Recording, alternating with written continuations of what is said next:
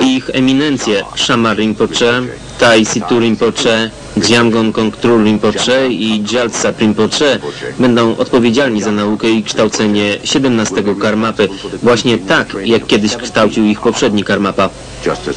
Do czasu, gdy zostanie odnalezione kolejne wcielenie Karmapy, Przyagdun z prochami wewnątrz będzie zapieczętowany.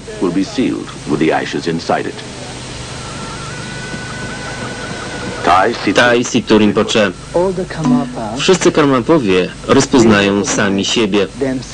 To znaczy, że oni zostawiają list, który wyjaśnia, gdzie mają zamiar się odrodzić, jakie będzie imię ich ojca i matki oraz w którym roku nastąpią narodziny. And what is the name of their father and mother, which year he will take the birth. Nasz 16 Karmapa pozostawił również list i ten list będzie otworzony we właściwym czasie i z niego dowiemy się tego wszystkiego. Nie ma co do tego wątpliwości.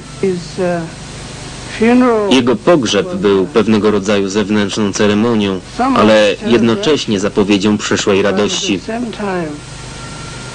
It is mark of future joy.